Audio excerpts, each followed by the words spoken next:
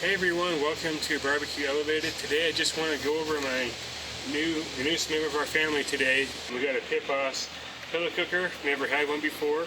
I decided to go ahead and get one just for some different cooks that I want to start doing and maybe make some things a little bit easier for me.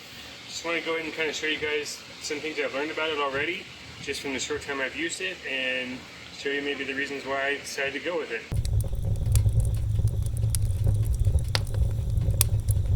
So what I went with is the PitBoss Pro. It's like the PitBoss Pro 850 Pro Series version 2. That's what I've got. The reason why I went with this one is, one, it was a good deal. It was on sale at Lowe's. It was like under $500. So I figured we'd go for it. Been kind of wanting a pellet grill for a while now, just for the shorter cooks, the cooks that like my bacon that I do when I cure bacon, or I cure another ham, chicken wings, things that are like shorter cooks where it doesn't make a lot of sense for me to spend an hour getting my Franklin warmed up just to have it cooking for an hour or less and then shutting it down. Like this is just a little bit easier, a little bit simpler, but also this is for those things like with the bacon or the ham where I'm not really trying to get a really strong bark. I just want to get some smoke flavor into it. And so that's what the PitBoss is going to do for me. So it's got a hopper right here, of course. Pretty good sized hopper. I took the guard out. I feel like I didn't really need it. Never going to really stick my hand down in the auger. There's that. Pretty big. Holds about 8 pounds, it says. All the controls are just right down here. Digital controls. Has Wi-Fi and Bluetooth connectivity as well. One thing I don't like about it is that it only goes in 10-degree increments up to 375, and then it starts to go to 5-degree increments. But for the most part, it's just 10 degrees at a time. You can't do 5 degrees, so that's a little bit frustrating. Cook chamber is pretty big. It's got a shelf up top, shelf down below. I've already used it once. Used it to cook some wings. One thing that was really kind of surprising to me is this side over here was the hot side. This side over here was the cooler side. I kind of thought maybe with the smokestack being over here that this would be the hotter side, so the air is getting pulled there. And maybe it just gets pulled over the top of it or something, but definitely this side was the hotter side. The grill doesn't really clean up as easily as I'd like it to, especially not compared to my Franklin, that's for sure.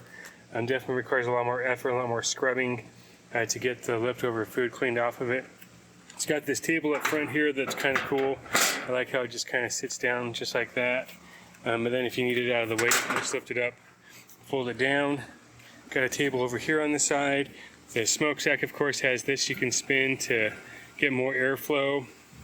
I think for me, what I did when I did the chicken wings yesterday is I had this mostly opened up all the way. With a pellet grill, there's a lot of static air, so trying to make it so that there isn't a whole lot of just static air sitting in here, just smoke just sitting here building up. So try to keep it flowing through.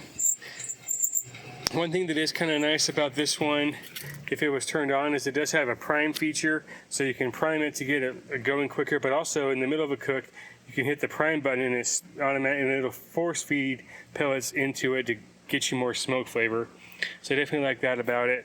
It is pretty sturdy. It is thicker metal, a little bit thicker than even what a Traeger is, which is not bad. Never been a huge fan of Traeger anyways. One other thing that I really like about this is that it's got this little lever right here that you can pull. You can pull this in and out. It'll move, and what it'll do is it actually opens up the this cover right here so that you can sear inside. So you can see right there it opens up, and now it's exposed the firebox that's down inside the little pot thing, so you can actually sear over the top of it. This is one of the reasons why I really wanted a PitBoss, because it had the ability to do this, whereas a lot of the other smokers don't.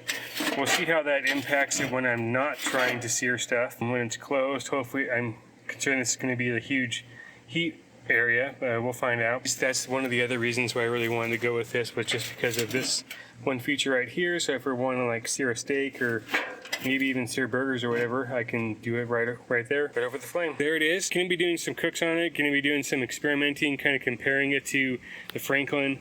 Definitely is not going to be replacing my Franklin for sure. This is definitely going to be something that's used on the side, used for the shorter cooks, used for cooks that need to go a little bit faster, and that sort of thing, but definitely not looking to replace the Franklin. Franklin is still going to be my go-to for all my big cooks and my big meats.